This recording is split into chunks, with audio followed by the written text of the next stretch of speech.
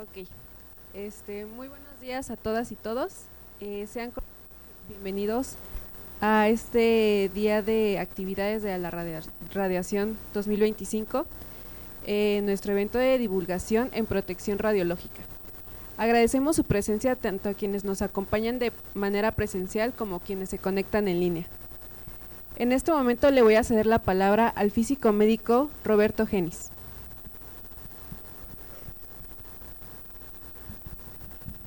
Buen día. El propósito de esta sesión, que vamos a dar inicio al último día de actividades, es una recopilación histórica muy bien elaborada por las organizaciones de protección radiológica en Europa. Este video lo otorgaron en un congreso de la especialidad y me parece que es una información muy importante, muy bien lograda, y que si en esta ocasión podemos hacer una pequeña explicación de cada una de las escenas y de los momentos que describen allí, nos ayudaría mucho a entender por qué estamos acá. Este primer video lo denomina "Y el hombre se hizo invisible". Resulta que es un poco el desarrollo cronológico, sin muchos detalles técnicos, del arribo, la incidencia de los rayos X en la vida cotidiana de la humanidad. Fue una situación que difícilmente las personas del siglo XXI podríamos imaginarnos. Tanta cantidad de información que tenemos al mismo tiempo a veces nos quita la sensación de encontrar algo nuevo.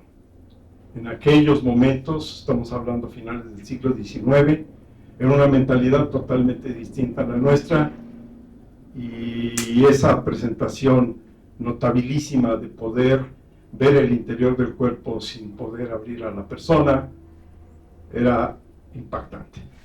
Corremos el video si son tan amables.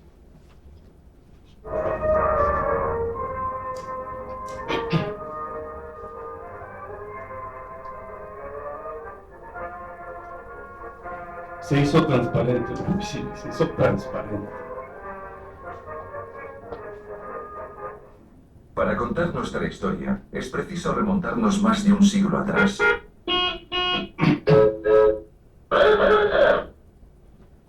Estamos en la Belle Époque, cuando los automóviles comienzan a sustituir a los coches de caballos. Por una extraña coincidencia, dos acontecimientos de importancia mundial ocurren el 28 de diciembre de 1895. En primer lugar, en el Gran Café de París, los hermanos Lumière organizan la primera sesión de cine del mundo. En el programa, una serie de filmes cortos como El regador regado. El efecto es asombroso. Ese mismo día, en Alemania, Gilles Conrad Röntgen anuncia que acaba de descubrir unos rayos invisibles. ¿Podemos suspender? Como no conocía su naturaleza, los bautiza como... Quisiera detener un momento para que vieran esta imagen. En particular, dos cosas. Las dimensiones del primer tubo de rayos X que había en la mano del ilustre Wilhelm Conrad, y la otra, su expresión. Quizás sea muy aventurado de parte mía, pero parece que esa expresión nunca se le quitó. Era el asombro y la terrible, quizá, inquietud de no saber qué era lo que de ahí salía. Recuerden que la denominación de rayos X es justamente casi la misma que en la actualidad las personas, cuando se refieren a alguien intrascendente, dicen: oye, ¿quién es esta persona? Una X. O no saben o no le interesa saber quién es. En este caso, Röntgen se sinceró, y cuando alguien le preguntó: oye, ¿qué es esto?, dijo: no sé. Y la forma habitual en el lenguaje de la ciencia, cuando alguien no sabe, se llama X. Rayos X es una denominación de una declaración de no sé qué es por parte de Röntgen. Siga, por favor. Rayos X. Fíjense bien. Con estos rayos se puede ver en el interior de los objetos, y cuando se interpone la mano, son los huesos los que aparecen.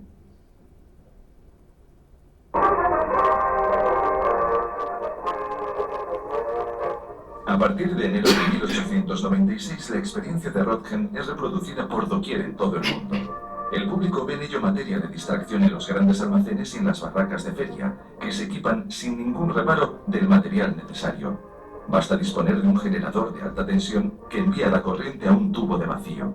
Este emite los famosos rayos X, que atraviesan los cuerpos opacos e impresionan una placa fotográfica o una pantalla fluorescente. Detenemos, por favor.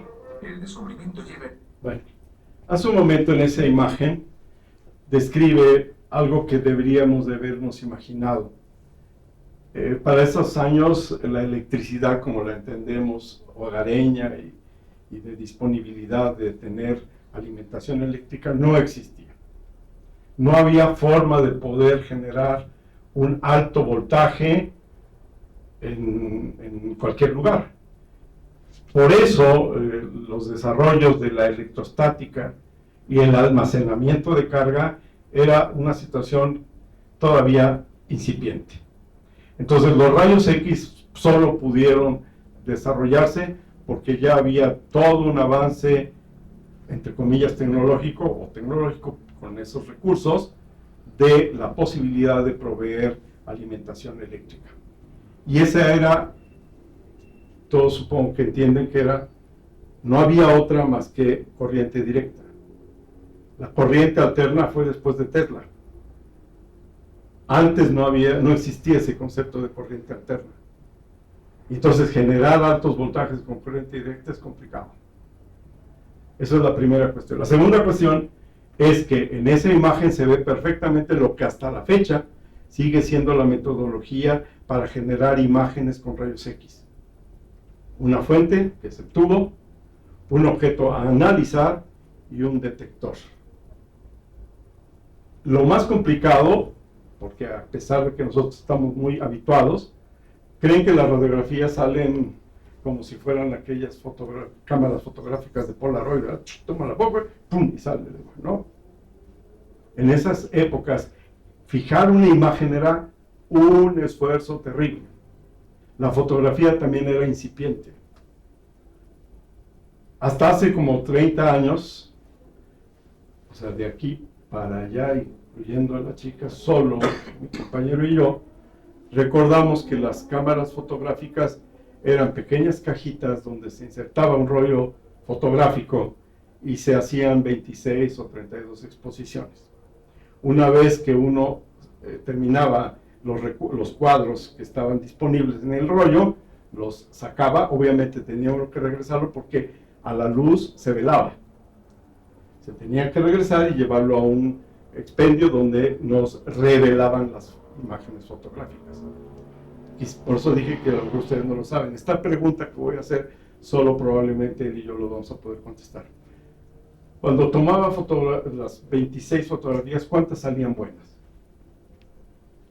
Pues las intermedias principalmente, ¿no? Porque las orillas, como estaba el papel, la película un poco desalineada, ¿no? Desalineada, o claro. Sí, la mayoría de las fotos no salían. De 20 salían 10. Y de las 10 que no salían decían, ¿y de dónde salió esta imagen? Bueno, fijar imágenes, si ya cuando había 60 años de tecnología desarrollada en imagen, no se veían las... Imagínense en ese momento. Entonces, todo era a través de una pantalla fosforescente de fósforo, donde ahí se proyectaba la imagen producida por los rayos X. No había forma fácil de fijar imágenes. Seguimos con la transmisión, por favor, del video. En el momento oportuno de este fin del siglo XIX, ya que la moda es el espiritismo. Imagínense la locura, el apasionamiento del público, ávido de descubrir un mundo totalmente nuevo, el de lo invisible. Porque en adelante se va a poder ver y saberlo todo, desvelar los secretos del amante, leer en el pensamiento e incluso descubrir la imagen de su propia muerte. Mientras que el público se distrae, algunos médicos alcanzan a comprender todo el interés que conlleva esta técnica de... Hasta la fecha sigue siendo la misma. En La fuente, el 1897, el objeto de la doctor pantalla. instala en su servicio del Hospital Tenon de París, pagándolo de su propio bolsillo, un aparato de radioscopia. ¡Qué emoción! Él, que había escuchado latir miles de corazones con su estetoscopio, ve ahora su sombra palpitante en la pantalla fluorescente. Detenemos, por favor. Esta imagen describe perfectamente lo que da origen al tema de nuestras sesiones, la protección radiológica. Los tubos estaban totalmente desnudos, descubiertos. La gente no sabía, o si se lo imaginaban los científicos, la gente que trabajaba en las universidades, la radiación salía en todas las direcciones de ese tubo. Nadie lo protegía. Aquí, esa imagen es real. Hay que reconocer que las energías de radiación de esos rayos X eran bajas. El problema no era la cantidad, sino el tiempo, las veces que estaba exponiéndose. Quiero que se imaginen la tentación de un médico poder ver directamente cómo funcionaba el organismo de su paciente. Probablemente traía un dolor en la espalda, pero veía que el corazón se movía y empezaba a revisar. Quizá la paciente le decía: oiga, doctor, es que me duele a la derecha. Usted quédese quieta. Entonces eran tiempos de exposición altísimos. Y todos tenían que sujetar con las manos el sistema de visualización. Lo primero que se irradiaban eran las manos. Mover el tubo encendido, no había forma de poder saber, porque no se sentía nada. Tomaban el tubo con las manos. Seguimos con el video.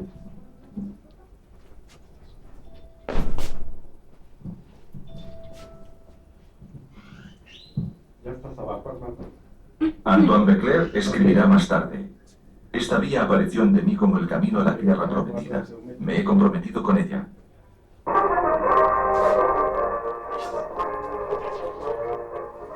El entusiasmo de Antoine Becler es compartido rápidamente por sus colegas, y en algunos meses se crean cientos de servicios de radiología. Los aparatos de rayos X entran en los hospitales varios años antes que la electricidad. Hay que accionar a mano la máquina que produce la alta tensión.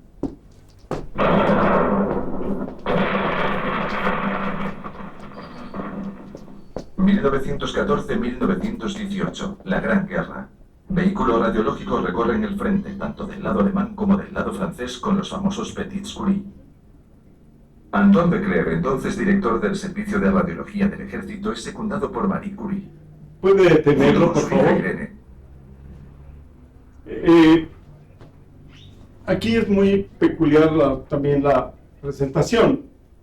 Voluntariamente, la inefable María Curie decide ir al frente a los hospitales de la guerra para ir y ayudar a que se tomen las radiografías.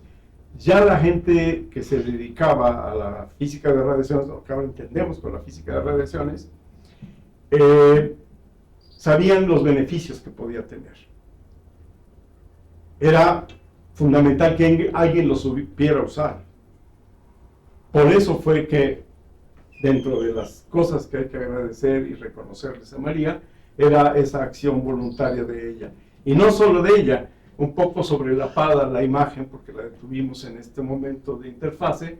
La persona que está de blanco como enfermera atrás es su hija.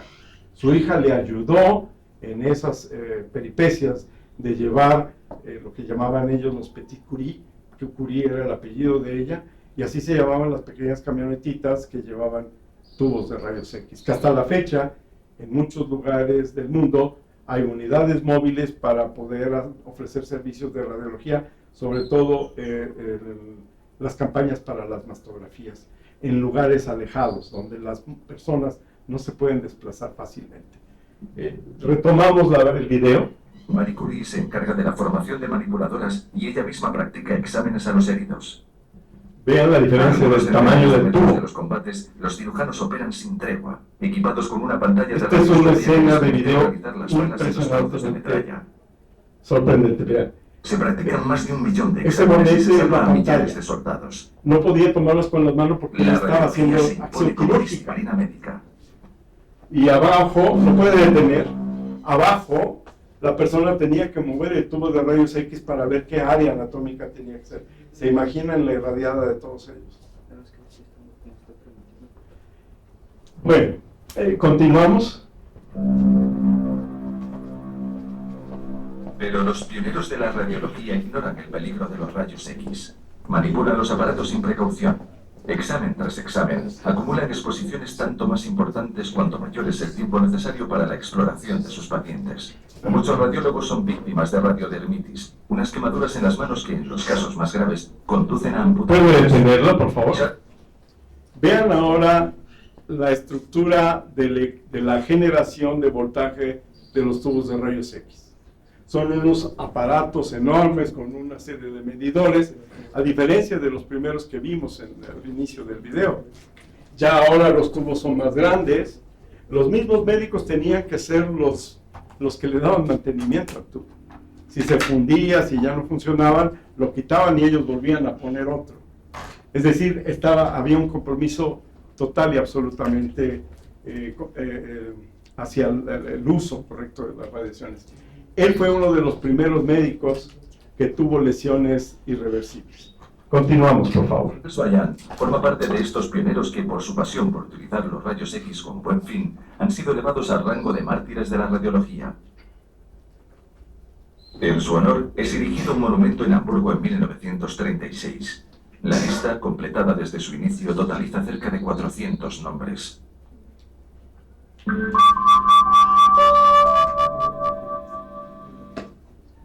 Sin embargo, los rayos X son un auxiliar indispensable para los médicos. Hay que recordarlo. Asociados con los antibióticos que abren la vía de la curación, los rayos X permiten vencer la plaga de la tuberculosis. Hinche el pecho, no respire más, respire. ¿Cuántos hombres y mujeres son salvados gracias a las campañas de detección? ¿Y cuántos niños se curan también de esta enfermedad, diagnosticada a tiempo gracias a las radiografías de los pulmones practicadas en la escuela? Indispensables, irreemplazables rayos X, a condición de que la radiología introduzca medidas de protección.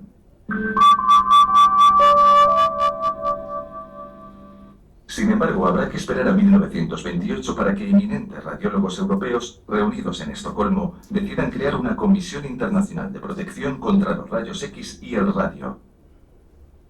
En cuanto a materiales, se instalan pantallas. Los fabricantes refuerzan en particular el blindaje de los aparatos, confinando el tubo de rayos X en una cobertura de plomo que atenúa las radiaciones. Los propios radiólogos comienzan a ponerse delantales y guantes emplomados. Algunos, para protegerse los ojos y la cabeza, llegan hasta a ponerse escafandras, pareciendo buzos. Una buena práctica consiste también en reducir el tiempo de permanencia en el campo de radiaciones.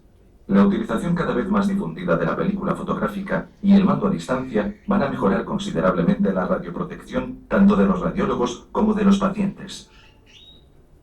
Más de un siglo separa estas dos radiografías. La mano derecha está mucho más nítida que la mano izquierda y sin embargo recibió una dosis de rayos X 5000 veces menor. Podemos suspenderlo, gracias. Creo que por eso ya no pedí que cortaran, era muy explícito lo que describe en cada una de las escenas posteriores al último retención del corte. Entonces, espero que haya sido útil imaginarse por qué la gente quedó con el imaginario de que los rayos X provocaban daños. Sí provocan daños solo cuando no se saben operar correctamente, cuando no hay medidas de seguridad bien establecidas y cuando las personas no las siguen correctamente. En esa medida el nivel de riesgo aumenta. Muchas gracias. Vamos a la siguiente sesión.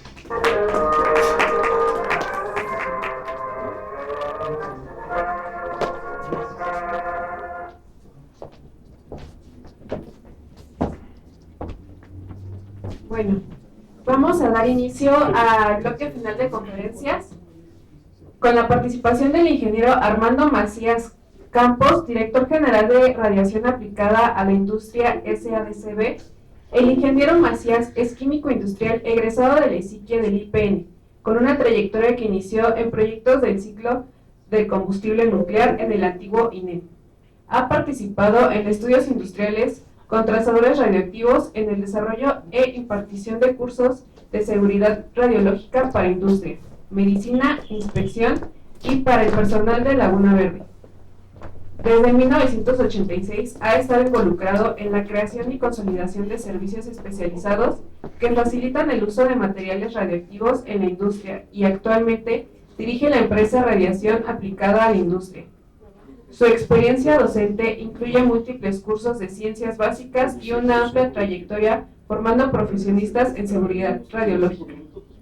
Hoy impartirá la conferencia titulada Los retos de las aplicaciones industriales con radiaciones ionizantes, en la que abordará los desafíos actuales y las perspectivas tecnológicas de las aplicaciones industriales de las radiaciones ionizantes. Le damos la más cordial bienvenida y agradecemos su disposición para compartirnos su experiencia. Muchísimas gracias. Sí. Bien. Bueno, mi participación me comentan por el tiempo ahorita de programación del evento, tengo que reducirlo algo. Ya hicieron una presentación muy amablemente, gracias. Básicamente el objetivo de mi presentación es hablar sobre protección radiológica, es el tema central. Y todo este viaje de lo que es la protección radiológica inicia precisamente con el descubrimiento de los rayos X. Ustedes ya estaban viendo un video muy interesante. Y los rayos X básicamente tienen ese nombre porque cuando los descubre Wilhelm Conrad Röntgen, él no entiende por qué cuando enciende ese tubo de Crookes en el que él estaba estudiando lo que era esos fenómenos de que se derivan de las descargas de electricidad, por qué una placa recubierta de una sal podía emitir luz. Entonces él decía, bueno, esto está produciendo algo, un tipo de emisión, un tipo de rayos, no sé qué serán, y cuando nosotros, pues ustedes que son físicos o que están estudiando alguna ingeniería saben que hay una incógnita, siempre decimos es un valor X, es algo X. Y entonces por eso es que él tiende a llamar a estas emisiones como emisiones X, rayos X, y de esa forma es que se le siguen conociendo hasta este momento, los rayos X, la incógnita. Actualmente ya sabemos qué son, como bien les mostraron, bueno, pues lo que son los rayos X han permitido el avance de lo que es la medicina. Hasta antes de Röntgen era imposible ver a través del cuerpo, y este descubrimiento parecía que era una especie de magia. Realmente la gente se admiraba de que ahora con esta tecnología fuera a ser posible el ver a través del cuerpo y sobre todo resolver muchos problemas médicos. Era toda una esperanza, era todo un cambio de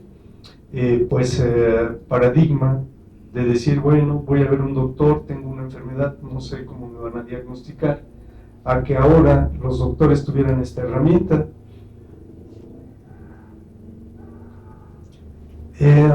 Sin embargo, este genio, por así decir, que se descubre para apoyar la medicina, pues también tenía un lado malo. Ustedes ya lo han de haber visto en ese video, y los primeros síntomas que se tuvieron presentes fue pues quemaduras en la piel, y la primera muerte que se registra por una exposición excesiva a los rayos X fue la de un auxiliar, un colaborador de Tomás Alva Edison cuando estaban tratando de desarrollar la tecnología de los rayos X.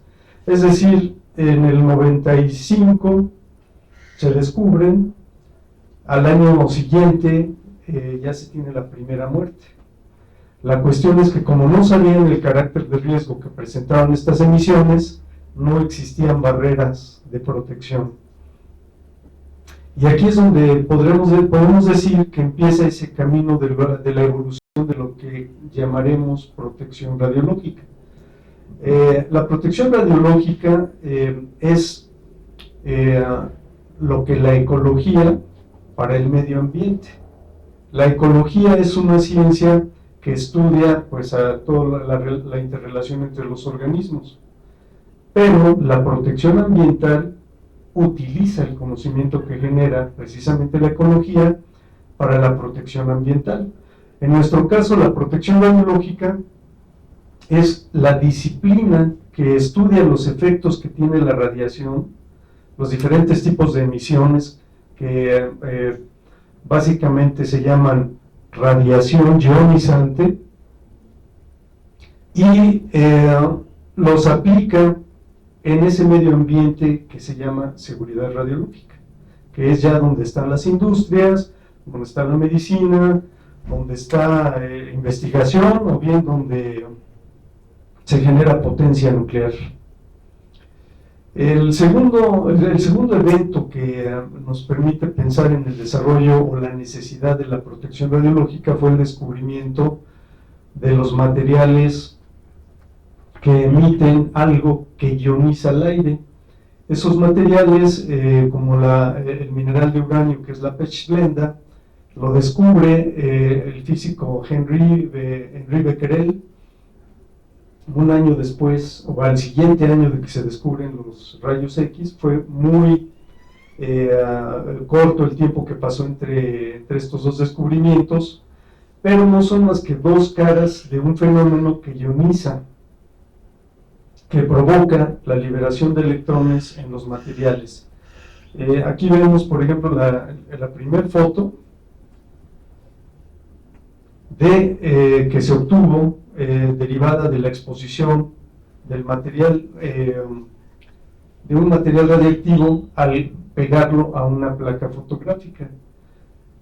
Esencialmente ese experimento fue el que condujo a concluir que había materiales que también emitían algo, que tenían una propiedad muy similar a los rayos X. Los rayos X también presentan ese fenómeno de velar placas fotográficas.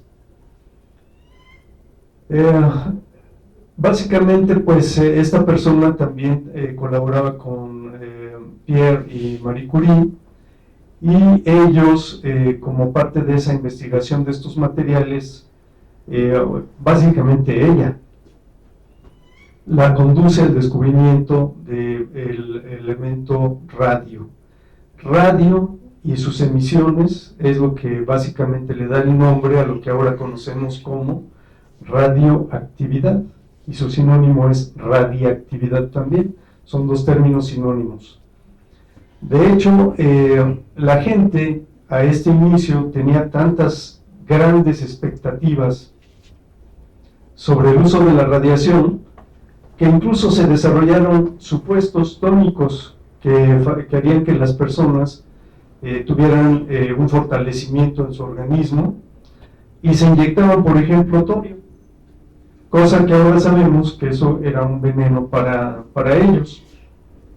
Pero esa era la percepción que originalmente tenía la gente cuando se da el descubrimiento de los rayos X y también de la radiación.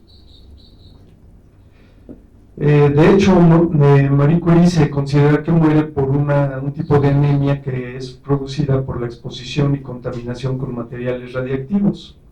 Y de ahí en adelante se hace todo un historial en el que se empieza a descubrir que la radiación y los rayos X presentan unos efectos que realmente son nocivos, y aquí es donde se empiezan a desarrollar algunos estándares de protección radiológica basada en lo que se conocen como efectos biológicos.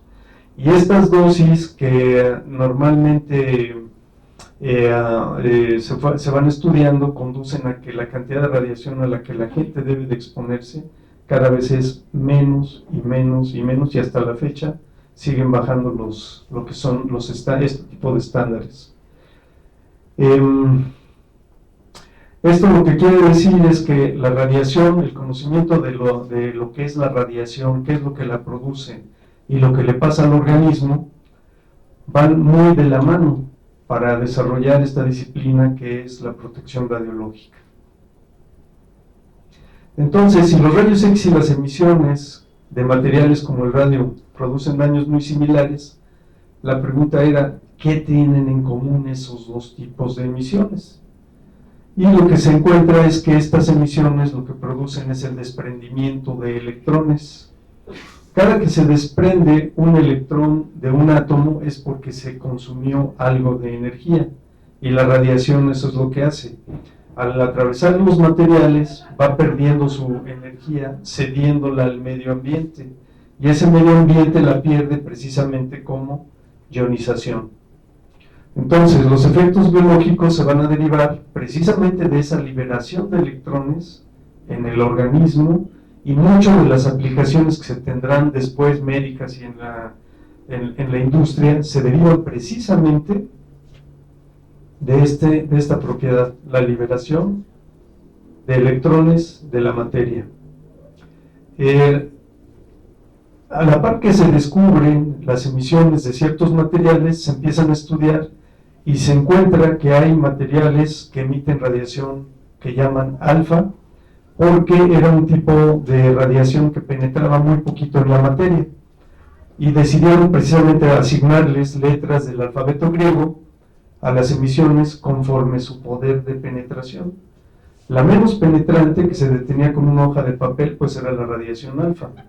La que pudiera atravesar una hoja de papel de papel, sería la radiación beta, y se encontraron que la radiación beta ya podía penetrar materiales ligeros como podía ser el aluminio, y materiales más densos ya no los lograba atravesar.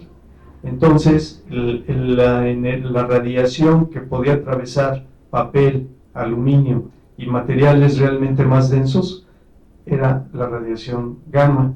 Entonces, en orden de poder de penetración en la materia, están la radiación alfa, la beta y la gamma.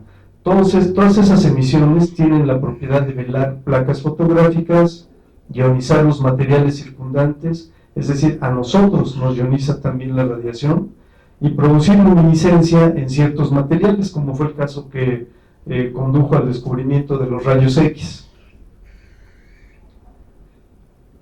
Aquí podemos ver que actualmente los tipos de radiación más comunes que se estudian para lo que son industria, medicina, etcétera, son las radiaciones alfa, que son núcleos del elemento helio completamente ionizado, que viajan a velocidades muy altas, velocidades con una energía muy alta, y que a lo largo de su trayectoria van produciendo una ionización muy intensa, del orden de miles de pares iónicos por milímetro en aire simplemente.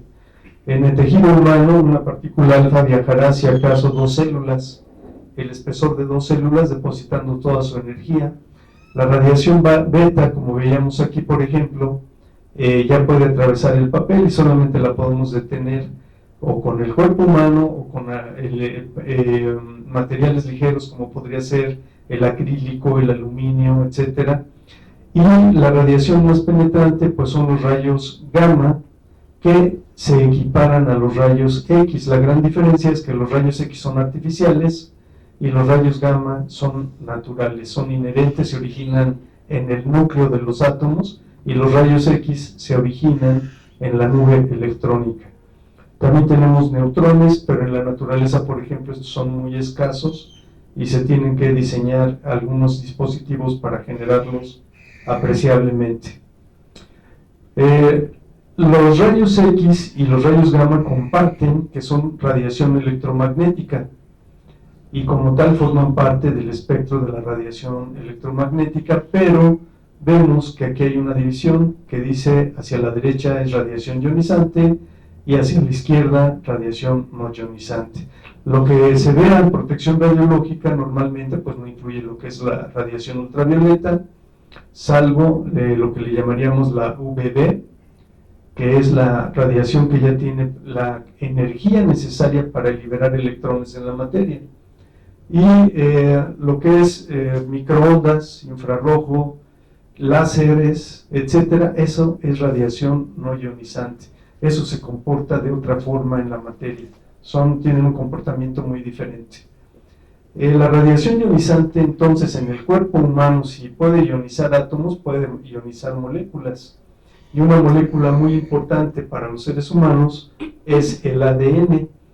El ADN es altamente sensible, pero el organismo es sensible a la radiación, pero el organismo es capaz de arreglar, por ejemplo, una liberación una liberación de electrones, una ruptura en esta hélice por medio de mecanismos naturales. Pero la peor radiación que nos puede incidir en el cuerpo humano es la radiación alfa, ya que por ser intensamente ionizante puede provocar la ruptura de las cadenas de ADN. El mayor daño que puede tener nuestro ADN es de la radiación menos penetrante.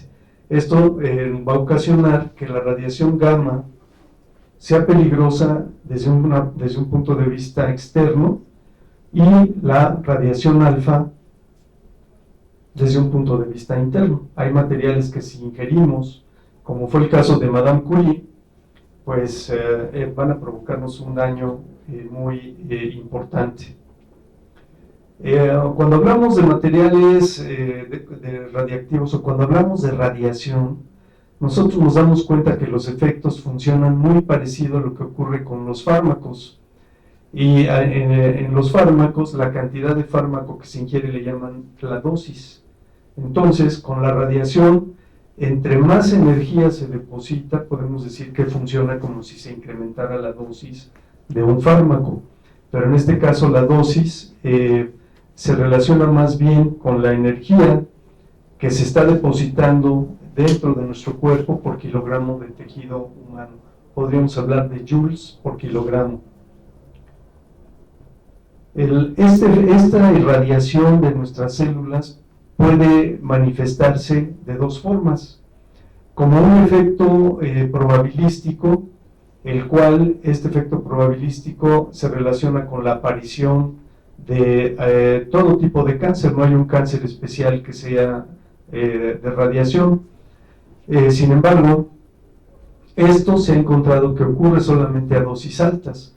Cuando nosotros estamos recibiendo la radiación natural, porque vivimos en un universo radiactivo, no ocurre ese problema. Básicamente quiero decir que no hay una correlación entre la dosis de radiación natural y la aparición de cáncer. Otro efecto de la radiación, estos se les conocen probabilísticos, es decir, a mayor dosis, mayor probabilidad de que aparezca. Tenemos otros efectos que les llamamos determinísticos. Estos quieren decir que a cierta dosis siempre van a aparecer. Si ustedes reciben una X dosis de radiación, ya se sabe qué efecto es el que les puede producir. A esos les llamamos determinísticos porque la dosis determina los síntomas o el daño que va a tener nuestro organismo. Por ejemplo, las quemaduras, cuando se van a la playa y regresan más rojitos de la piel, quiere decir que lo que tienen es una quemadura o eritema de su piel. Estos efectos por ejemplo, de lo que es cáncer, que es el efecto estocástico, normalmente también tienen una latencia en el tiempo. Por ejemplo, la leucemia, después de las bombas, las explosiones nucleares, aparecieron alrededor de 10 años después de la explosión, la máxima incidencia, y alrededor de 30 años después, todos los demás tipos de cáncer que se pudieron o que se registraron en la población japonesa. Y por cuanto a los efectos determinísticos, son muy diferentes a estos, porque esto es una probabilidad, y en este caso ya es algo que va a ocurrir de forma predecible. Los efectos deterministas son efectos, por ejemplo, como la baja en el conteo de células después de una irradiación, que puede ser temporal o definitiva, dependiendo del daño que sufra el cuerpo. Si se daña mi médula, se daña la capacidad de restablecer el conteo de células y ya mi conteo se va a quedar bajo. A eso le llamamos una pérdida en la calidad de vida. Entonces, irradiaciones muy grandes pueden ocasionar ese problema. ¿Cómo conocemos todo esto? Bueno, pues de estudios en la población, de experimentos con animales, de investigaciones clínicas, de experimentos con células y de accidentes que han ocurrido tanto en la industria como de las bombas también nucleares. Aquí vendría que cuando nos fumamos un cigarro también equivale a un daño o a una probabilidad de contraer cáncer equivalente a 2.4 unidades en milirem de radiación, de dosis. Entonces, la radiación no es el único factor de riesgo que puede ocasionar la aparición de algunos cánceres. También existen muchos factores y a esos factores les conocemos como factores o materiales cancerígenos o carcinógenos, dependiendo de la raíz.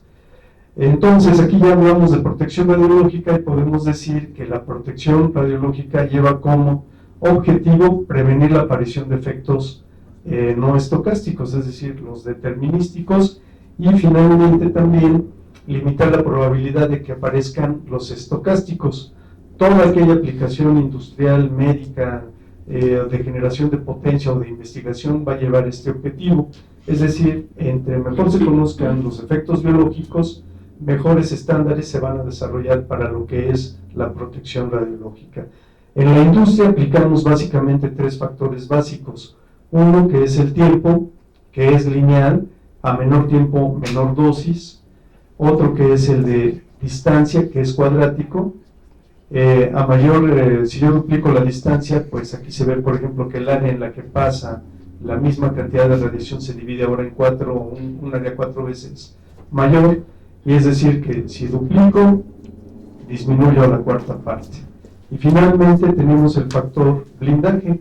El factor blindaje nos dice que en lugar de que nosotros nos ionicemos y se deposita en nosotros la radiación, la energía, lo que hacemos es introducir un material que sea en el que se produzca ese efecto y no en nosotros. Eso sería un blindaje. ¿Cuándo usamos la distancia? Pues cuando hay suficiente espacio para la aplicación. ¿Cuándo usamos el blindaje? Cuando necesitamos trabajar al lado de algún material que es radiactivo. ¿Qué áreas requieren conocer de la protección radiológica? Bueno, ustedes ya lo han visto, está la generación de potencia nucleoeléctrica, medicina, la investigación y la industria. Yo les quiero comentar nada más de la industria rápidamente, que en la industria se utilizan los materiales radiactivos de 2 formas, como fuentes selladas y fuentes abiertas. Fuentes abiertas son aquellas que nos permiten sacar fácilmente el material. Las fuentes selladas están diseñadas para que eso no ocurra, y en las fuentes abiertas, cada que uso la fuente, algo de ella se va a dispersar en algún sistema. En la industria tenemos entonces medidores de nivel que aprovechan la penetración de la radiación gamma o los rayos X también cada vez más para detectar por atenuación, por la detección en un equipo especial de la cantidad de radiación que pasa. Por ejemplo, aquí se obstruye porque el nivel de material que rellena este tanque bloquea el paso de la radiación y en el que está acá arriba pasa libremente. Entonces se puede ubicar con la señal de este detector dónde está el nivel. Lo mismo ocurre con la densidad, y tenemos muchas aplicaciones más en la industria, como puede ser el peso en tolvas. Podemos utilizarlo para medir espesores en la industria, como son películas plásticas, foil de aluminio, foil de cobre. Se controla su espesor mediante fuentes radiactivas. Aquí está la fuente y acá el detector. Y también tenemos aplicaciones muy interesantes, como es el análisis por fluorescencia de rayos X, que es un análisis de tipo elemental. ¿Sí? Básicamente, digamos que esas son las aplicaciones que podemos tener en la industria. Les agradezco mucho el tiempo y el horario. Por favor, discúlpenme lo corto que lo trate de reducir este tema. Muchas gracias. Gracias a ti, hermano.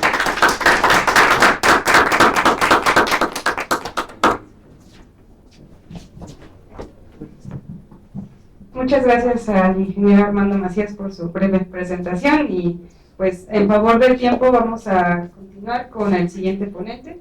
Desafortunadamente no tenemos espacio para preguntas, pero veremos la forma en la que, si tienen más preguntas en línea o de aquí de forma presencial, se las puedan hacer llegar al ingeniero Macías. A continuación tengo el gusto de presentar al maestro en ciencias José Alejandro Rojas López, físico médico en radioterapia. Bueno, vamos a esperar unos minutos, tenemos una pequeña falla técnica.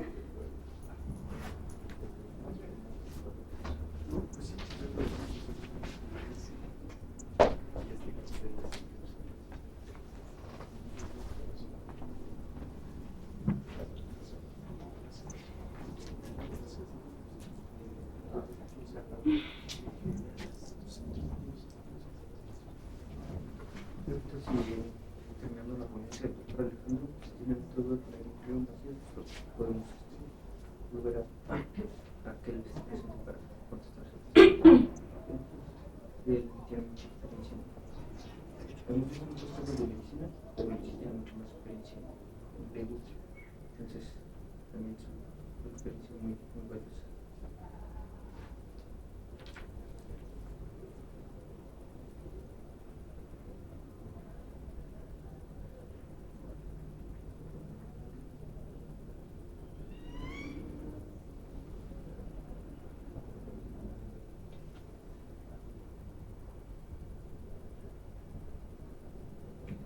¿Qué tal, profesor?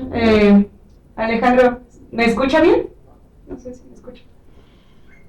Y de que aparece su...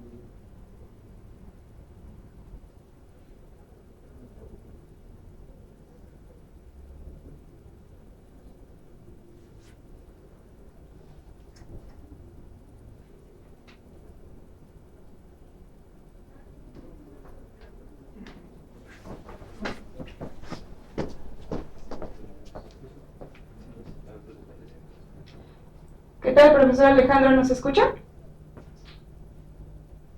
Hola, hola.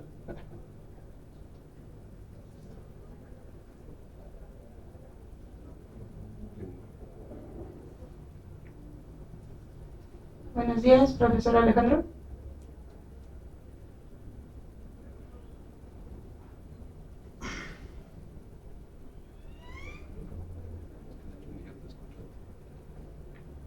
¿Qué tal, profesor? ¿Nos escucha? A ver si sí, es que desde allá. Yo te escucho aquí, ¿vale? No, de hecho, yo te escucho.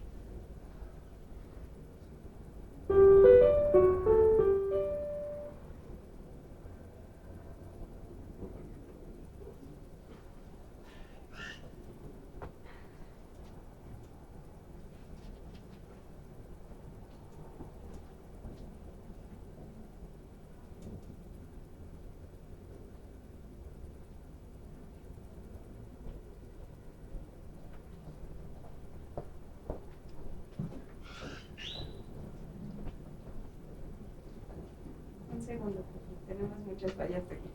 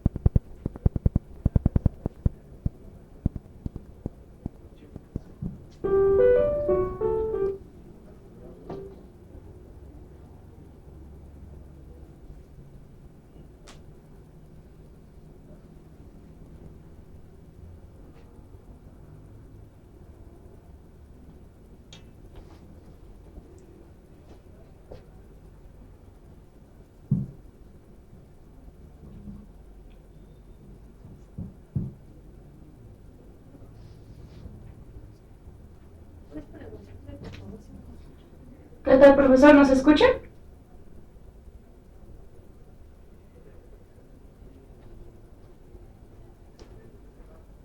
¿Qué tal, profesor? Buenas tardes. ¿Nos escucha?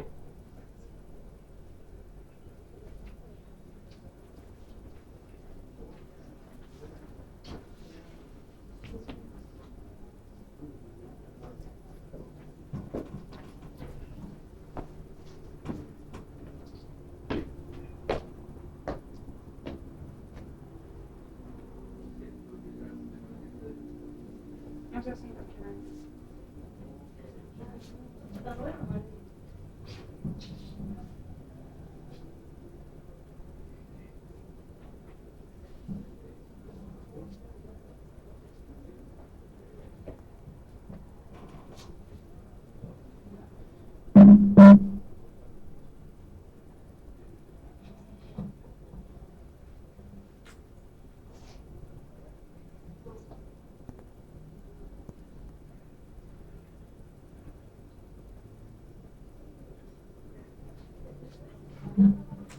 ¿Qué tal, profesor? Buenos días, ¿nos escucha? Sí, escucho. Sí, perfecto. Listo. Una disculpa por las demoras y las fallas técnicas que presentamos el día de hoy, pero me doy el gusto de presentar a nuestro ponente de la plática de ahorita. Tenemos el gusto de presentar al maestro en ciencias José Alejandro Rojas López, físico médico en radioterapia del Hospital Ángeles Puebla. Él impartirá la conferencia titulada El rol del físico médico en el diseño de instalaciones de teleterapia y brachiterapia, desde la perspectiva de protección radiológica para la implementación de nuevas tecnologías.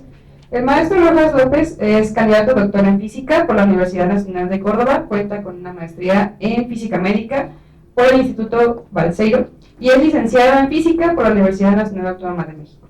Actualmente se desempeña como encargado de seguridad radiológica y físico médico en el Hospital Ángeles Puebla, además de colaborar como profesor visitante del posgrado en física en la Escuela Superior de Física y Matemáticas, el IPN. Le damos la más cordial bienvenida y agradecemos enormemente su participación en este evento.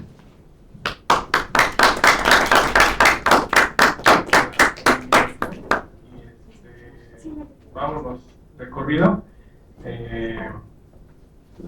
Les presento un poco. Este es el hospital donde laboro actualmente, el Hospital Ángeles Puebla. En ese hospital contamos con dos aceleradores lineales y un proyecto de crecimiento del área.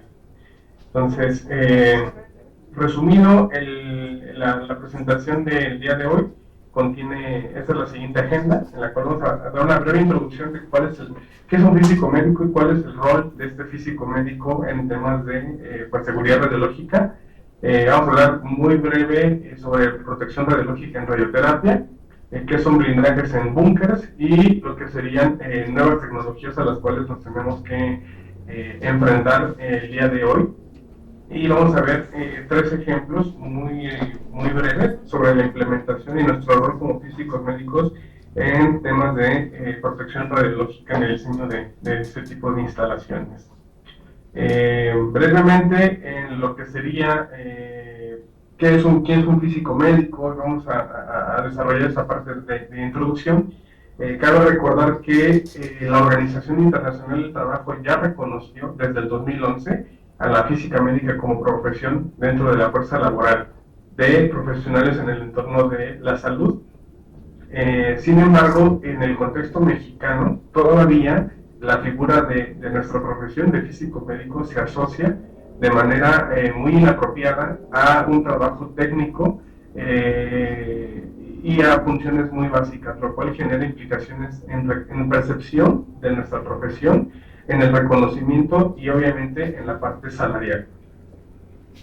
Cabe recordar que las organizaciones miembros de nacionales, llámese esto, tradúzcase esto en países, deberían considerar la posibilidad de plantear a nuestros departamentos o ministerios de salud la identificación sobre los físicos médicos que trabajan en entornos hospitalarios. Ya que bueno, esto está bien estipulado dentro del documento que les presenté anteriormente sobre la fuerza que está en el cual se utiliza la clasificación internacional de ocupaciones. También cabe mencionar que hay países en los que todavía no está plenamente reconocida la profesión como profesionales de la salud y por tal motivo estas organizaciones miembros deberían proponer a sus gobiernos que se revise la situación de los físicos médicos tras la adopción de esta clasificación desarrollada por la Organización Internacional del Trabajo. En el contexto mexicano ya existe un reconocimiento de códigos por parte de la dependencia gubernamental, que esos códigos es como se muestra ahí en la diapositiva, es el M03007 como físico en hospital y el M01016 como físico médico. La diferencia es que físico en hospital solicitan tener licenciatura y físico médico solicitan el posgrado. Las funciones básicamente son las mismas, la diferencia significativa es el salario, ¿no? Entonces, por este motivo, es parte de esta diapositiva el mencionar que debemos también apegarnos a lo que sería el reconocimiento de nuestra profesión y de nuestras funciones. Para eso hay que mencionar que en el 2018, estos datos podrían estar un poco desactualizados, pero es lo que se tiene reportado en publicaciones. Abajo pongo la publicación de la revista Física Médica, en el que en el 2018 existían 106 centros de radioterapia y 177 de medicina nuclear. La distribución está bien explicado en ese artículo. Obviamente todo está centralizado en la Ciudad de México y en menor medida en países, perdón, en estados como son en Colima, Durango, Chiapas o Baja California Sur. También dentro de este artículo se hace el análisis de los profesionales que están certificados, de los que tienen licenciatura y los que tienen maestría. ¿Todo esto a qué va relacionado? A establecer cuál es la figura del físico médico. Porque un físico médico, tal cual está establecido en el libro azul, ese es el documento del organismo de energía atómica, establece las recomendaciones y criterios para definir quién es un físico médico y quién es un físico médico cualificado clínicamente.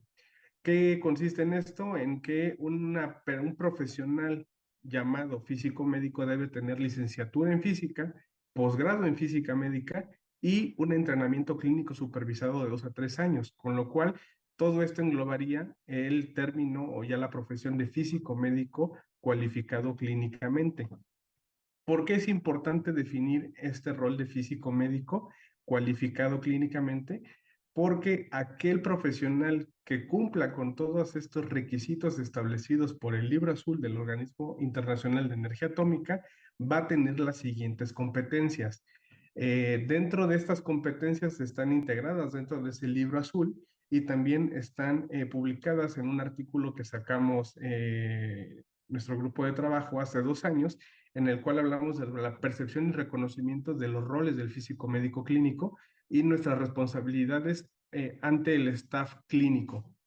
Dentro de estas, las que nos interesan el día de hoy por el motivo o el título de la charla, es que aquel profesional que logre tener estas cualidades, estas características, que es licenciatura en física, posgrado en física médica de 2 a 3 años y un entrenamiento clínico organizado de 2 a 3 años, va a ser capaz de poder gestionar mantenimiento del sistema, equipos y componentes relacionados con la seguridad, preservando características funcionales originales de los fabricantes de acuerdo con toda la documentación técnica.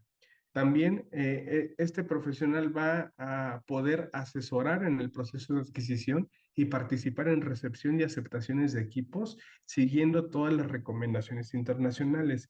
Y además puede participar, y no puede, sino debe participar en el desarrollo, implementación y capacitación relacionados con nuevas tecnologías, por lo cual debemos estar actualizados también con el advenir de tanto técnicas como equipamientos dosimétricos y radiológicos.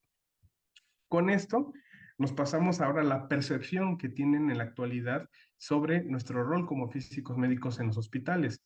Dentro de este artículo que les menciono, se resumen en algunas de las preguntas que se hizo a diferentes especialistas de diferentes especializadas desarrolladas y no en tema de radiaciones, y se preguntó que si conocen qué hace un físico médico en el hospital. El 65% respondió que sí lo conoce, pero una cuarta parte aproximadamente responde que no sabe qué hace un físico médico todavía.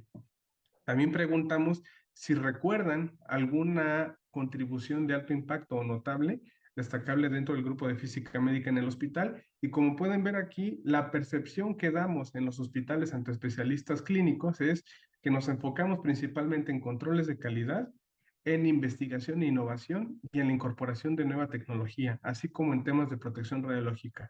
Con lo cual, esta percepción en parte es adecuada a nuestro rol, a nuestro desempeño en un hospital. Y también preguntamos sobre si tienen algún comentario acerca de lo que hace un físico médico en el hospital, y como pueden ver aquí, básicamente lo que se muestra es que la percepción es que damos es que nos enfocamos en temas de dosimetría, controles de calidad y que somos esenciales en un servicio. ¿Por qué? Porque somos el profesional que es capaz de implementar estas técnicas nuevas de forma segura y efectiva en una instalación hospitalaria. ¿Por qué? Porque conocemos el vínculo entre la parte clínica, hablamos parcialmente el lenguaje de los médicos, pero también hablamos parcialmente el lenguaje de ingenieros y de arquitectos, con lo cual podemos llevar a cabo y desarrollar toda esta implementación de tecnologías que incluyen desde la construcción, desde el diseño de una instalación, la construcción de la instalación y la puesta en marcha de estos equipos. Básicamente, bueno, ahora vámonos al tema de protección radiológica en radioterapia en particular. Esto supongo yo que deben conocerlo, no voy a ser muy exhaustivo, pero hay diferentes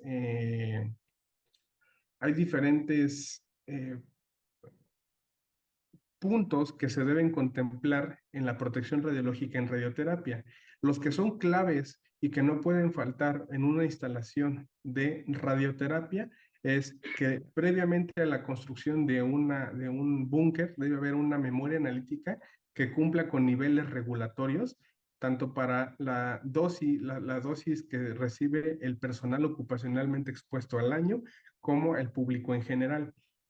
Este diseño de memorias analíticas se ha acostumbrado a que se delega o se subroga a empresas, a terceros, para hacer este cálculo de blindajes de memoria analítica, pero parte de la filosofía de esta charla es decir que un físico médico en un hospital que está encargado de una instalación radioactiva es el responsable de llevar a cabo estos cálculos, porque nadie mejor que ese profesional conoce su servicio, conoce la parte operativa y también esto permite conocer desde el diseño de la instalación y las limitantes y los alcances de lo que sería el servicio de radioterapia, con lo cual es conveniente que este profesional se haga cargo de los cálculos de la memoria analítica cumpliendo la normativa nacional y que esté en vigilancia de la construcción y todo lo que sería la parte de proceso de documentación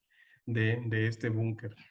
También puede ver que dentro de los detectores, la protección radiológica en radioterapia incluye tener detectores como son los Geiger-Müller, monitores de área, como pueden ver ahí el que está empotrado en la puerta del búnker, tener luces que indiquen la presencia o no de radiaciones ionizantes, letreros o señalética, así como la dosimetría personal. Eh, Vámonos a ahondar un poco en el tema que puede ser más de interés, que es el diseño de blindajes de búnkers en radioterapia. Dentro del diseño de un blindaje, este es un tema pues que puede conllevar varias sesiones para llevarlo a cabo, el diseño y los cálculos de una memoria analítica. No voy a ser muy exhaustivo, reitero, pero en los puntos claves para el diseño de un blindaje de búnker, de un acelerador lineal y o de braquiterapia, es que debemos primero especificar niveles de dosis regulatorios, saber y conocer cuáles son los campos de radiación y después hacer el cálculo de las barreras primarias y secundarias.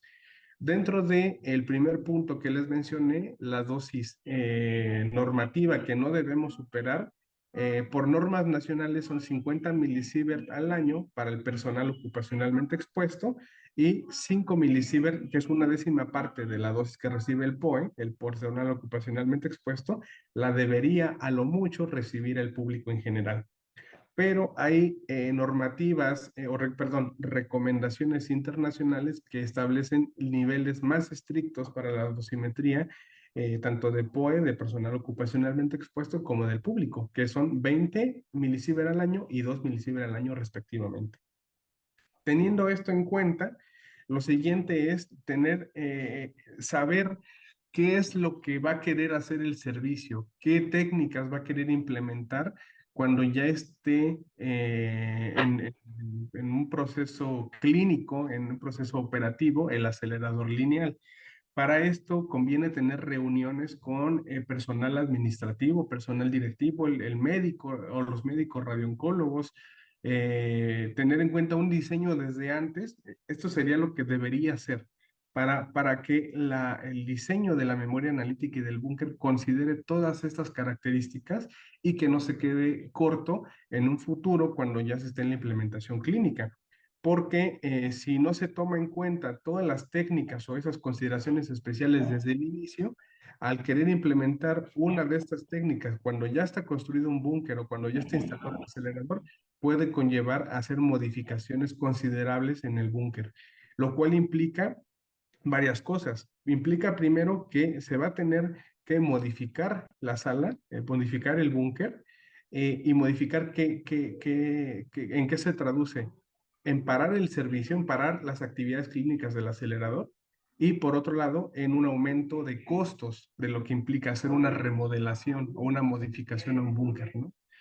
Tengan en cuenta que el costo de un búnker, de la fabricación de un búnker, es similar al costo de un acelerador lineal, con lo cual son valores, el impacto económico es grande si no se toma en cuenta esto desde el inicio.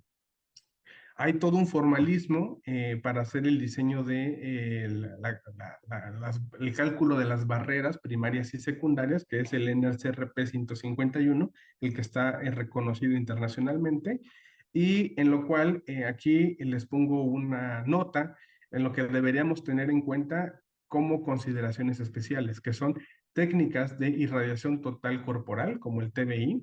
Si se toma en cuenta este tipo de técnicas, hay que hacer cálculos adicionales para tomar en cuenta esta contribución de dosis, técnicas de intensidad modulada como IMRT, agregando factores de IMRT, este factor C, que es un aumento de unidades monitoras debidas a dosis por radiación secundaria, debido a la modulación de los haces de radiación, y radiación de plaquetas o de sangre, que son dosis únicas muy altas de 25 grays. Hay que tener en cuenta si se tiene este proceso dentro de una clínica, y todo lo que sería el control de calidad por dosimetría. Por control de calidad de dosimetría implica hacer todos los controles mensuales, anuales, diarios del acelerador, así como la dosimetría paciente específico de cada paciente, si es que se llevan a cabo técnicas de intensidad modulada o de radiocirugía.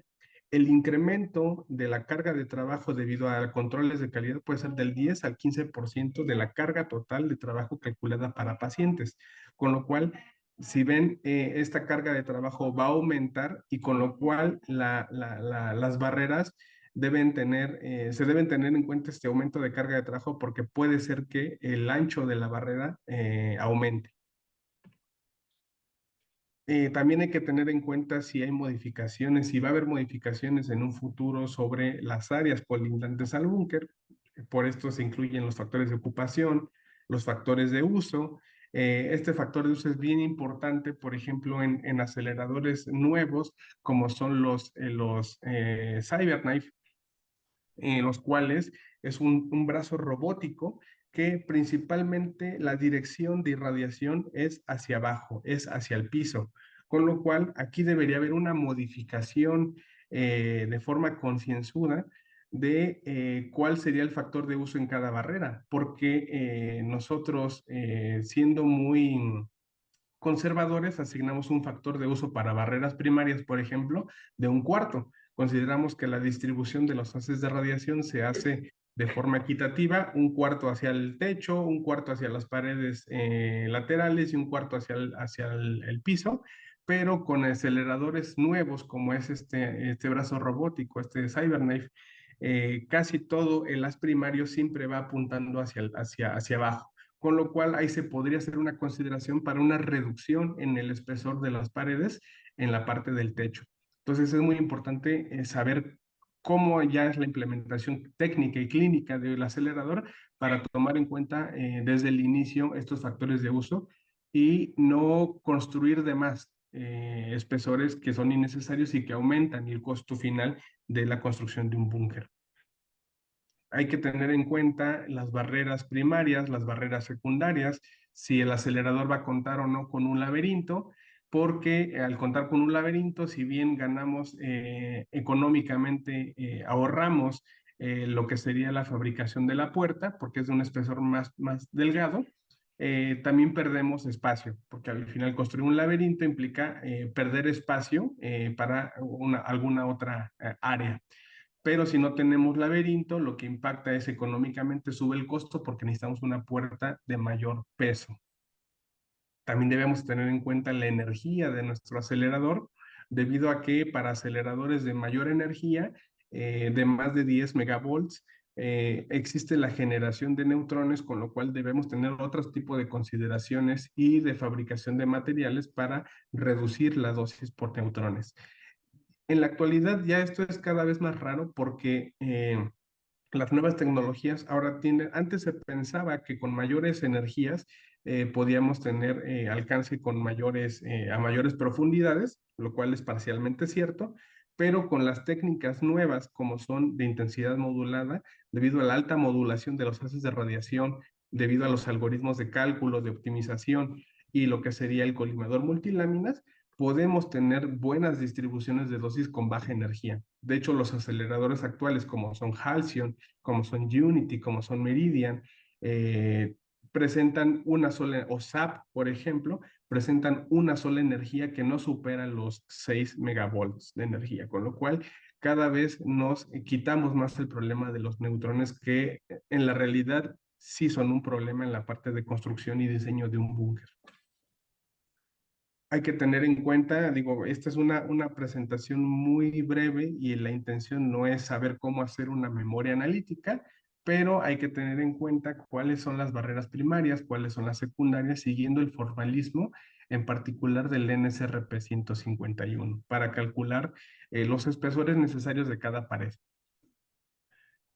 Ahora vamos a hablar un poco de algunas de las nuevas tecnologías que están en el mercado y que algunas de ellas ya están presentes en nuestro país, con lo cual a nosotros como físicos médicos nos obliga a saber, a conocerlas y a cómo implementarlas de forma adecuada y de forma segura.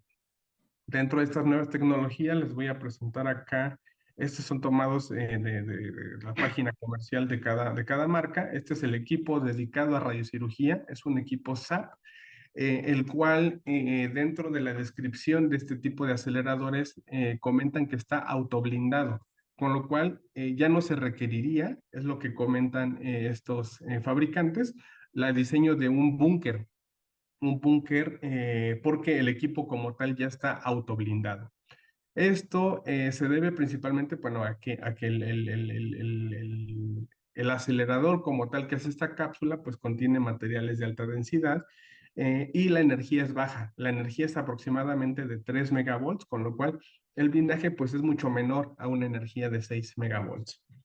Aquí, como pueden ver, el haz de radiación es un tubo, es un haz giroscópico en el cual va girando en 360 grados, con lo cual aquí, pues, los ángulos, los factores de uso prácticamente son uno para todas las paredes, ¿no? Porque la distribución angular es uniforme en la irradiación de un paciente.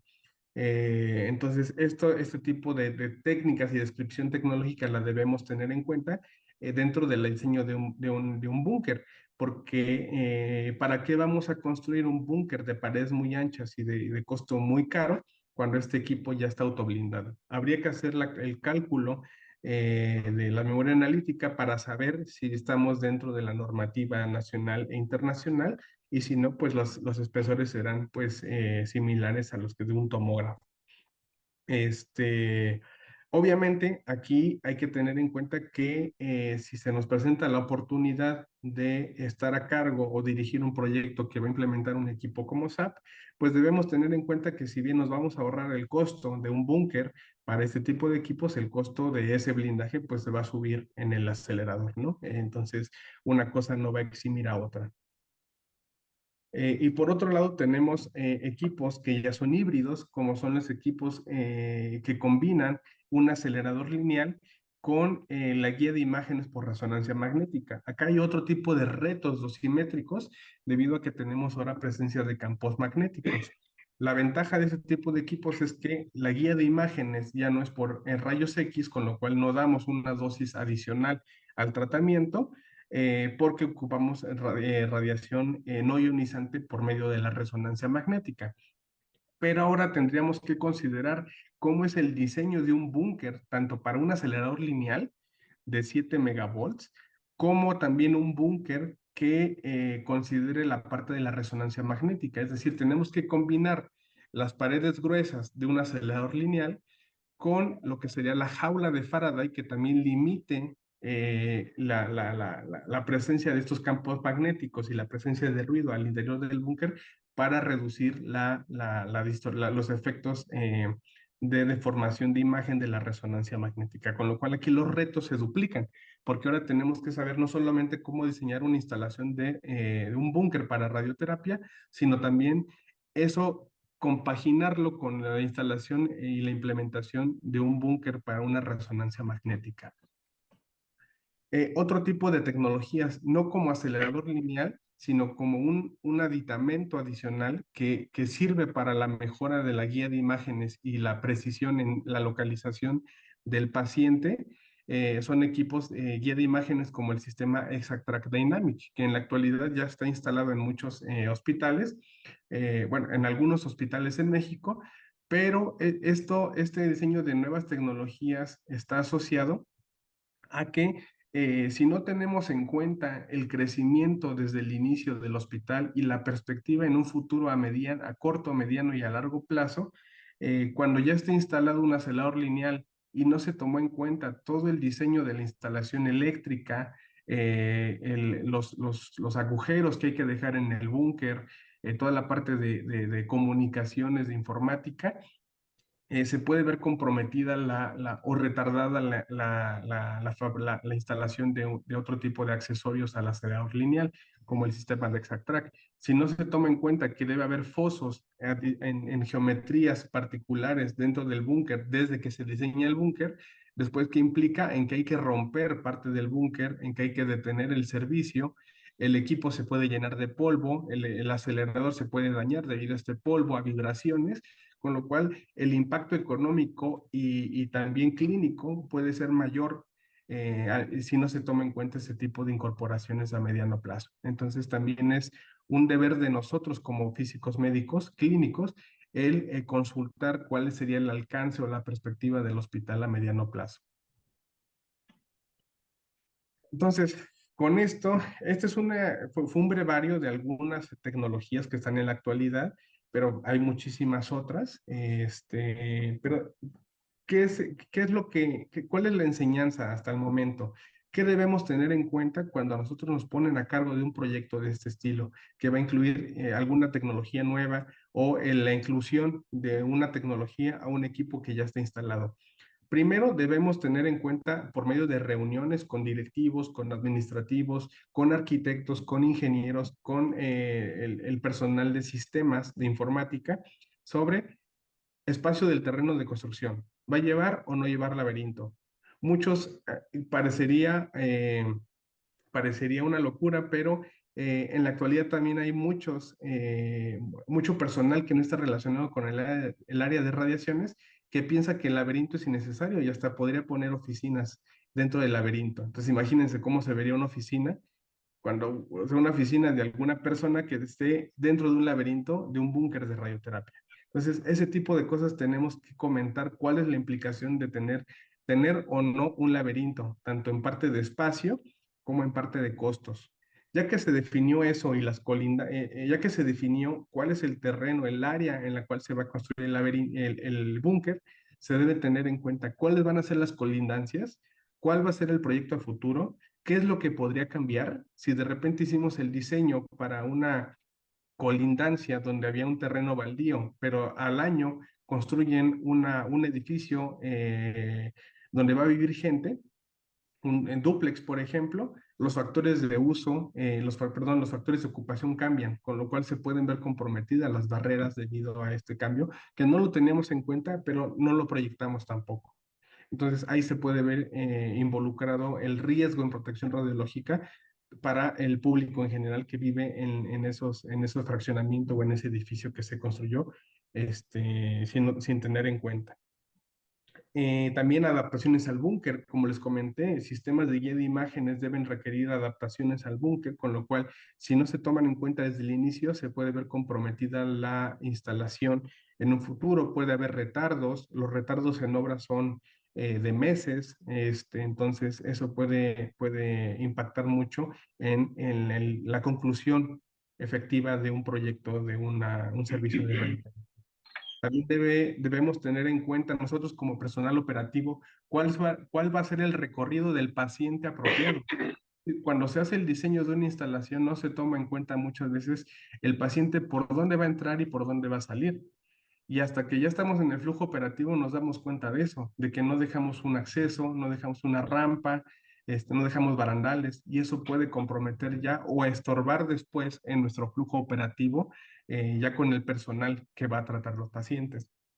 Debemos asesorar en la parte de equipamiento dosimétrico adecuado. Nosotros somos los responsables de decir, este es el equipamiento que necesito para poder implementar de forma efectiva todas las tecnologías y todas las técnicas de tratamiento. Entonces debemos también estar actualizados sobre cuáles son los nuevos detectores, los nuevos detectores para protección radiológica, para calibración de aceleradores, para implementación de controles de calidad. Debemos nosotros hacer la recomendación. Ya hay documentos del Organismo de Energía Atómica que establece cuál es el personal mínimo necesario en términos de cantidad, de capacidad y de credenciales. No todo el personal puede cumplir funciones particulares, con lo cual debemos tener en cuenta desde el inicio del proyecto que el personal cumpla con la parte de credenciales, que tenga los títulos necesarios, que tenga las capacitaciones adecuadas y que sea el número de personal adecuado. Ya hay también recomendaciones, reitero, hay cálculos que establecen en función del número de pacientes, de técnicas de tratamiento, eh, el número de técnicos por máquina, el número de físicos por máquina, el número de médicos por máquina y de enfermeras. También debemos asesorar sobre qué licencias de software se deben incluir, qué versiones, se deben tener en cuenta actualizaciones de software, porque pasa muchas veces que todo se diseñó perfecto, el búnker cumple con la protección radiológica, el acelerador se instaló, pero el proyecto queda parado porque nos faltó una licencia y sin esa licencia no se puede implementar algo. Y la incorporación de esas licencias o de actualizaciones pueden llevar meses para que se incorpore al servicio. Con lo cual, eso si no se contempló eso se debe tener contemplado desde el inicio porque puede llevar a retardos significativos en la conclusión de un proyecto de este estilo. También se debe tener en cuenta la ambientación correcta entre interfaces de software. O sea que a la hora de que estamos implementando un servicio de radioterapia, debemos tener en cuenta qué interfaces de software, de control de calidad, de sistema de registro y verificación, de sistema de comunicación del acelerador con otros sistemas y establezcan una comunicación suave y fluida.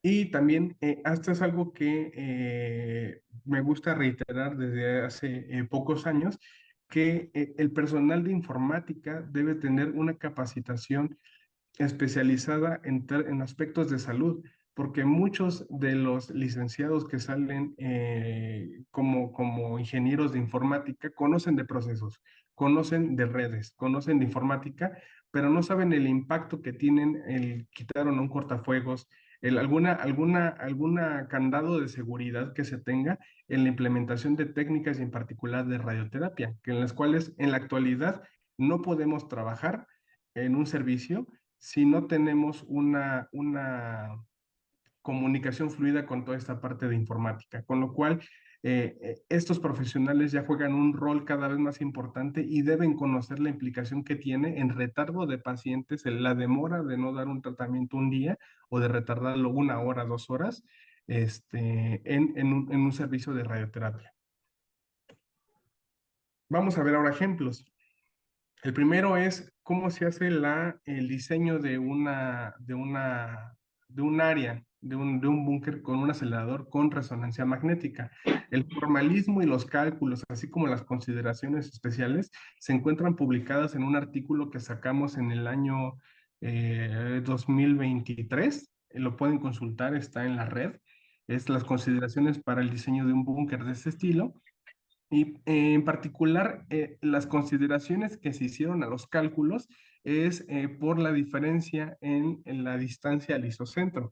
En un acelerador normal, la distancia al isocentro son 100 centímetros, pero en este tipo de aceleradores, debido a que existe una resonancia en el medio del acelerador y el paciente, la distancia al isocentro aumenta a 143.5 centímetros, con los cuales hay que hacer modificaciones al NSRP 151 para aplicar factores de fuga y factores de corrección por esta distancia al isocentro que impactan en el cálculo de la carga de trabajo y en las barreras. Otro tipo de consideraciones es que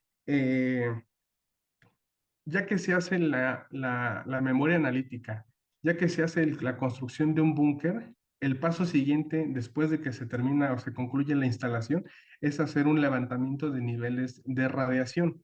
Este levantamiento de niveles de radiación están a cargo de un encargado de seguridad radiológica con un Geiger-Müller en las colindancias de las paredes del búnker, y tenemos que verificar que la dosis, la dosis medida no rebase los niveles normativos reglamentarios tanto nacional como internacionalmente. Lo interesante acá es que en este tipo de aceleradores hay que hacer dos levantamientos de niveles. Uno, antes de que se levante el campo magnético, que es todavía se instala el acelerador, pero no se prende la resonancia magnética. Ahí se hace un levantamiento de niveles, y que ese es el primer paso antes de hacer el levantamiento del campo magnético, el ramp up del resonador. ¿Por qué? Porque sí, primero tenemos que tener en cuenta que nuestro acelerador va a funcionar con la resonancia encendida. O sea, no puede funcionar con la resonancia apagada. El otro motivo es que una vez que encendemos el campo magnético de la resonancia, no lo podemos apagar para hacer una modificación en el búnker. O sea, por eso hay que hacer dos levantamientos de niveles. Uno, ya se instaló el acelerador, se mide el nivel de radiación, y si hay que hacer alguna modificación, ese es el momento para hacerla. Porque después viene el ramp up, el levantamiento del campo magnético, y ahí ya no hay vuelta atrás. Ya se complica mucho la construcción o la modificación del búnker. Y también ahora tenemos que tener en cuenta el levantamiento de niveles con el campo magnético encendido, porque hay cambios en la física de la presencia de partículas cargadas de la radiación ionizante en presencia de campos magnéticos. En ambos casos, en ese artículo y la parte normativa que se presentó a la autoridad regulatoria, se demostró que cumple siguiendo el formalismo presentado en ese artículo con el diseño de la memoria analítica. También tenemos que tener en cuenta factores adecuados por los técnicas de IMRT. Para eso se hizo un análisis de los factores de corrección perdón, estos factores de IMRT en función de diferentes anatomías. Esto es algo que debemos tener en cuenta, que este factor casi siempre se acostumbra a agarrar 5, como para ser muy conservador, pero la forma adecuada, la forma óptima es que en función de nuestra naturaleza clínica, tenemos que hacer este cálculo para optimizar estos factores, porque esto va a impactar en el espesor final que debe tener nuestra barrera primaria y secundaria. ¿Esto por qué es bien importante? Porque en ese artículo se demostró que nos quedamos sobrados con una carga de trabajo muy alta, con usando factores de IMRT apropiados a las técnicas de tratamiento y a las anatomías que tenemos en el servicio. Esto es muy importante porque muchas veces piensa que siendo conservador uno y aplicando los factores máximos, ya estamos seguros en términos de protección radiológica. Eso es parcialmente cierto, pero no estamos ahora teniendo en cuenta el factor económico. Es decir, bueno, ¿hasta qué punto podemos ser conservadores? Podemos nosotros reducir estos factores para también optimizar costos en el diseño del búnker. Pero esas optimizaciones se tienen que hacer de forma consciente y con datos que estén relacionados a la clínica. Otro ejemplo es hacer el diseño de una braquisuite, es la integración de un búnker de braquiterapia con un tomógrafo incluido, y además la incorporación de la resonancia magnética dentro de la simulación, de las imágenes de simulación en este tipo de aceleradores. Este diseño también se reporta en el artículo que se presentó en el 2024, hace un año, en el cual se presenta pues, todo el formalismo para la instalación o la adecuación del búnker. Como pueden ver ahí en la parte de abajo, ya estaba diseñado el búnker de la braquiterapia, pero ahora el reto era incorporar un tomógrafo simulador, porque ya no había espacio para dónde colocarlo. Entonces se hizo las adecuaciones, y a través de reuniones se decidió la geometría para colocar el tomógrafo dentro de la instalación de la braquiterapia. Y a la vez también se implementó el flujo de trabajo para utilizar imágenes de resonancia magnética dentro de la simulación de la braquiterapia, para lo cual se tuvieron que implementar y desarrollar dispositivos hechos en casa para el traslado de la paciente y que no se muevan los accesorios de fijación o de los aplicadores ginecológicos. Dentro de este diseño de la técnica guiada por resonancia magnética, también debemos tener en cuenta cuál es el trayecto de la paciente, porque trayectos muy largos, a veces pasa que en hospitales la resonancia está en planta alta, en el primer piso, y la braquiterapia está en el sótano. Entonces, imagínense trasladar a la paciente con un aplicador ginecológico colocado de un piso a otro, es muy molesto, es incómodo para la paciente y puede haber también variaciones geométricas. Entonces, también es nuestra responsabilidad el diseño de todo y optimización de estos flujos de trabajo para pues la comodidad y la garantía de la seguridad de las pacientes. Dentro de esto, como comentario, les quiero mostrar que no es fácil. eh, Cuando ya ve uno instalado, ya en funcionamiento, una BraquiSuite como hay en muchos lados, hay muchos borradores de anteproyectos que no se comentan, ¿no? Dentro de esto, imagínense, se hace el diseño, esos son como bosquejos de lo que fue la discusión con arquitectos y con ingenieros para ver dónde adecuábamos la parte del tomógrafo, el isocentro del tomógrafo con el isocentro de la braquiterapia. Entonces, primero los fabricantes proponían angular el tomógrafo, luego vimos que eso no era viable en nuestra clínica debido a que no podíamos visualizar al paciente, la puerta chocaba con la mesa del tomógrafo, no había espacio para colocar algunos accesorios de fijación. Pueden ver acá que en la parte de atrás de la mesa del tomógrafo también hay un espacio limitado, con lo cual eso limitaría la incorporación de nuevos sistemas de gating respiratorio, porque hay algunos aditamentos que requieren un poste que va por atrás del tomógrafo. Entonces, si dejábamos en esa geometría el tomógrafo, evitaríamos la incorporación posterior de este tipo de técnicas. Después se acomodó de esta forma como ven en la imagen del medio, ya se veía razonablemente adecuada la distribución de espacios y finalmente el proyecto final pues incorporó la ubicación en el mismo eje del isocentro de la tomografía con el isocentro de la braquiterapia.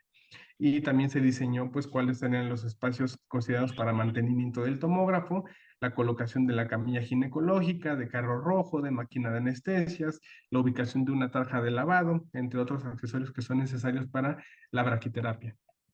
Así es como se ve finalmente la parte de un búnker que está, un búnker en espacio limitado, pero que incluye todos los accesorios y aditamentos para desarrollar las técnicas de forma efectiva y adecuada. Y el ejemplo práctico 3 este es un bosquejo de lo que sería la implementación de un sistema Exact Track Dynamic para un acelerador tipo Versa. En esto, pues tenemos que tener en cuenta cuáles son las adaptaciones que pide el fabricante de Brainlab para la incorporación del Exact Track. Y si ven, aquí debe haber ciertas adecuaciones en el techo del búnker, en el piso del búnker, con lo cual si no se toma en cuenta, pues puede verse comprometida tanto en la parte operativa del acelerador como en la parte de pausa de dar tratamientos a los pacientes. Y otra parte muy importante, pues es el diseño de las redes informáticas que comunican el sistema ExactTrack con el acelerador Versa. A veces esto, si no se tiene en cuenta al 100%, puede haber limitantes en la puesta en marcha del sistema ExactTrack, porque si bien la instalación ya se construyó, ya se implementó, por problemas de comunicación entre interfaces, pues no se puede echar a cabo, no se puede echar a andar el sistema de ExactTrack y se tiene una instalación muy costosa, un equipo muy costoso y sin usarse. Con lo cual, esto tampoco es el objetivo y eso se podría decir que es por mal diseño, mal conocimiento de estas técnicas y de estas tecnologías. Y muchas gracias, eso sería todo.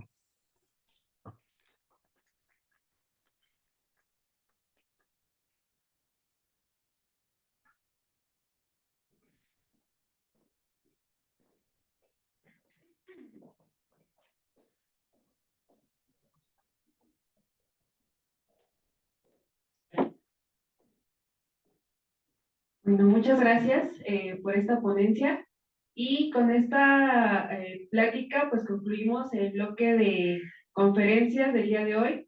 Agradecemos profundamente a todas y todos quienes nos han acompañado tanto en línea como de manera presencial. Les recordamos que a las 2 se llevará a cabo un taller de uso de blindajes en el Salón 301. Asimismo, los invitamos a la premiación de los carteles presentados el día de ayer, así como al acto de clausura de A la Radiación 2025.